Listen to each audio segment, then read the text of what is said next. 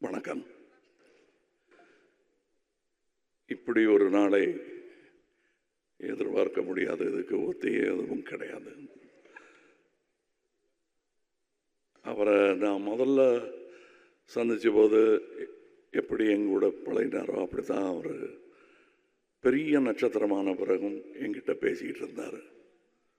விஜயராஜ், விஜயகாந்த், இது ரெண்டுக்கும் எனக்கு வித்தியாசமே தெரியாமல் வச்சுக்கிட்டதுக்கான காரணம் நான் அல்ல, அவர். அதாவது அவரை பற்றி சொல்லணுன்னா, அவர் பல விமர்சனங்களை, அவமானங்களை தாங்கி மேலோங்கி வந்தவர். அதுக்காக எந்த காழ்ப்பையும் அவர் வச்சுக்காம, தனக்கு ஏற்பட்ட அவமானங்கள் யாருக்கும் ஏற்படக்கூடாது என்பதில் முனைப்பாக இருந்தவர். அது பாராட்ட வேண்டிய ஒரு விஷயம். நாம் கடந்து வந்துட்டோம், அடுத்தவங்க அவங்க பார்த்துக்கிட்டோம் அப்படிங்கிறது இல்லாமல் அவங்களுக்காக போராடும் ஒரு குரல். அவர் நட்சத்திரமும் ஆனார் என்பது அவர் உழைப்பில் வந்தது என்றாலும், ஆரம்ப நடிகர்களுக்கு, கடைநிலை நடிகர்களுக்கெல்லாம் அவர் ஒரு குரலாக இருந்தது அவர்கள் செய்த பாக்கியம். தமிழக அரசியல் வரலாற்றில் பெரிய தலைவர்களுக்கெல்லாம் வரும் கூட்டம் இவருக்காகவும் வந்ததை நான் பார்த்தேன். அதில் அவர் சேர்த்த சொத்து என்னால் அதுதான்.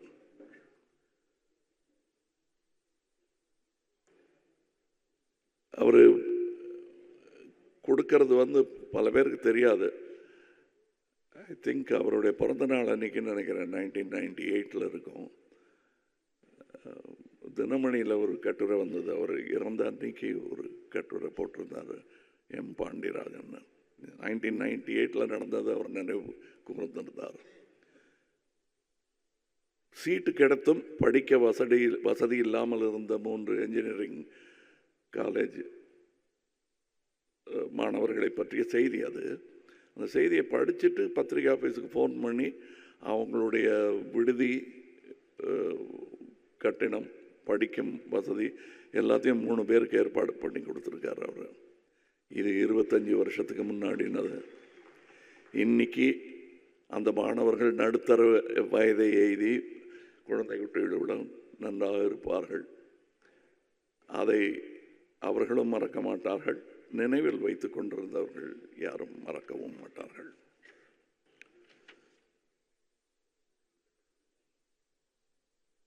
எழுபது 80களில் அந்த சமூக அரசியல் கோவங்களை எல்லாம் பிரதிபலிக்கும் ஒரு சினிமா உருவமாக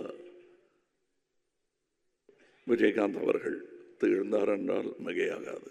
கண்டிப்பாக அது ஒரு, எனக்கு அவர்கிட்ட நான் அவருடைய இரங்கல் கூட்டத்தில் அன்னைக்கு அவர் பூதவுடல் அங்கே இருக்கும்போது நான் சொன்னேன், எனக்கு அவர்கள் பிடித்த பல நல்ல குணங்களில் ஒன்று அவருடைய நியாயமான கோபம் என்று. இன்றைக்கும் அவர் ஒரு கிராமத்து ஆள் மாதிரி நாக்கை கடிச்சிக்கிட்டு கோபம் வந்ததுன்னா கேட்டுருவார், கேட்க வேண்டியது. அது எந்த அரங்கமாக இருந்தாலும் அதுக்கு பயப்பட மாட்டார் அவர்.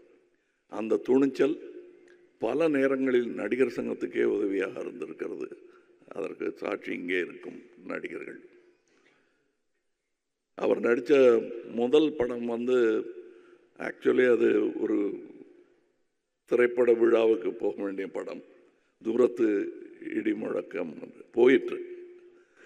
அதிலிருந்து ஒரு கமர்ஷியல் ஹீரோவாக அவர் பெயர் எடுத்தது. அது அவர் திறமை, அவருக்கு கிடைத்த வாய்ப்புகள். இப்போ ராதா ரவி அவர்கள் பேசும்போது சொன்னார்கள், கூட துணை நடிகர்களிடம் கூட இதை எப்படி செய்யலாம்னு கேட்குற அந்த எளிமை. நானே அவர் கூட ஒரே ஒரு கெஸ்ட் ரோல் தான் செஞ்சுருக்கேன். அங்கே அவர் எனக்கு காட்டிய அன்பும் மரியாதையும் இன்றும் ரீங்கரிக்கிறது.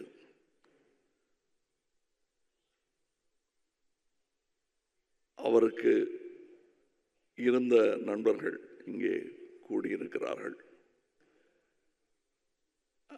தனக்கு பிடிக்காதவங்களை கூட கூப்பிட்டு பேசிடுவார் அவர். அந்த தைரியம் உண்டு அவருக்கு. அந்த மாதிரியான குணாதிசயங்களை நாம் பிரதிபலிக்கலாம், காப்பி அடிக்கலாம், தப்பு இல்லை. அவர் போல் இல்லை என்று சொல்வது வழக்கம். அவர் போல் இருக்க வேண்டும் என்று முயற்சியாவது செய்வோம். வணக்கம். Good bye Vijayakanth. Good bye captain. உடனுக்குடன் செய்திகளை தெரிந்து கொள்ள சன் நியூஸ் பெல் ஐகானை கிளிக் பண்ணுங்க.